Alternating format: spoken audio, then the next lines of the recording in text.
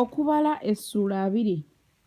Awo abaana ba Isirayiri ekibiina kyonna ne batuuka mu ddungu lya Zini mu mwezi ogw'olubereberye. Abantu ne batuula mu Kadesi, Miriyamu n'afiira eyo n'aziikibwa eyo. Ne wataba mazzi ga kibiina, ne beekuŋŋaanyiza ku Musa ne ku Alooni.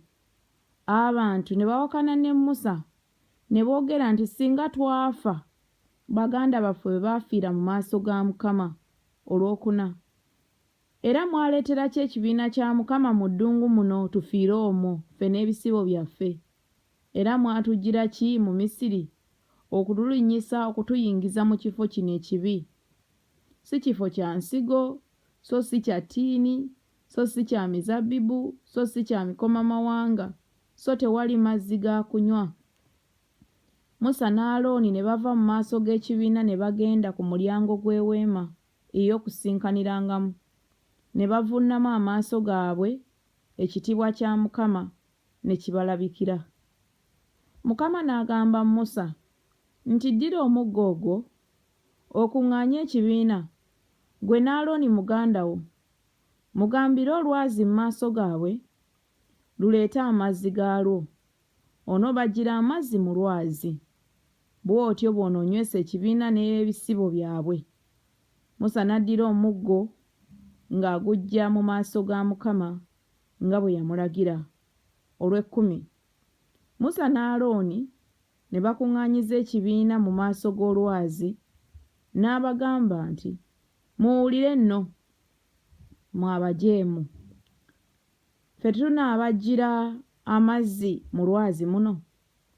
Musa n'ayimusa omukono gwe n'akuba olwazi n'omuggo gwe emirundi 2, amazzi mangi ne gavaamu, ekibiina ne banywa n'ebisibo byabwe.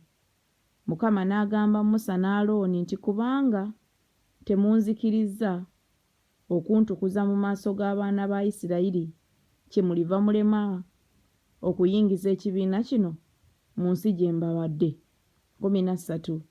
Ago ge mazzi ag'e Meriba, kubanga abaana ba Isirayiri baawakana ne Mukama n'atukuzibwa mu bo.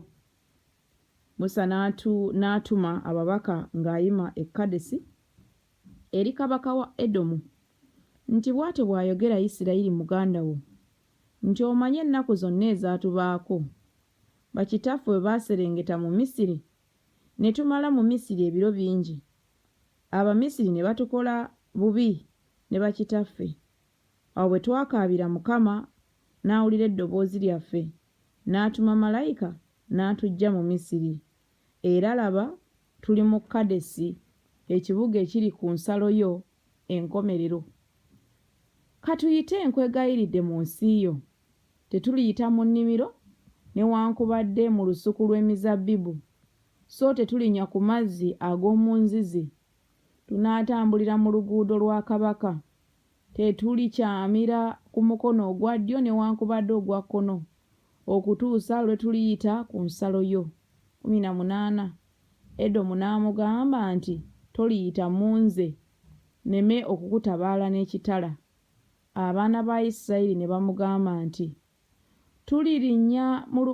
tulirinyira mu luguudo bwe tunaanywanga ku mazzi go, nze n'ebisibo byange, kale naawanga omuwendo gwagwo, kampitemu buyisi n'ebigere.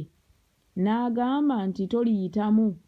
Edomu n'amutabaala n'eggye lingi n'omukono ogw'amaanyi. 21.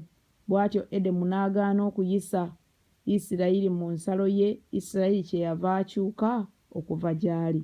22. Ne basitula e Kadesi ne batambula abaana ba Isirayiri ekibiina kyonna ne batuuka ku lusozi Koola. Mukama n'agambira Musa ne Alooni ku lusozi Koola ku nsalo y'ensi ya Edomu ng'ayogera nti, Alooni anaakuŋŋaanyizibwa eri abantu be, kubanga taliyingira mu nsi gye mpadde abaana ba Isirayiri, kubanga mwajeemera ekigambo kyange ku mazzi aga Meriba. Twala Alooni ne Eriyazaali mutabani we, obalinnyise ku lusozi Koola. Alooni omwambuleko ebyambalo bye, obimwambaze Eriyazaali mutabani we. Kale Alooni anaakuŋŋaanyizibwa eri abantu be era anaafiira eyo. 27 Musa n'akola nga Mukama bwe yalagira. Ne balinnya ku lusozi Koola mu maaso g'ekibiina kyonna. Musa n'ayambula Alooni ebyambalo bye n'abyambaza Eriyazaali mutabani we. Alooni n'afiira eyo ku ntikko y'olusozi. Musa ne Eriyazaali ne baserengeta ne bava ku lusozi. 29 Awo ekibiina kyonna bwe baalaba nga Alooni afudde, ne bamala ennaku 3 nga bakaabira Alooni, ennyumba ya Isirayiri yonna.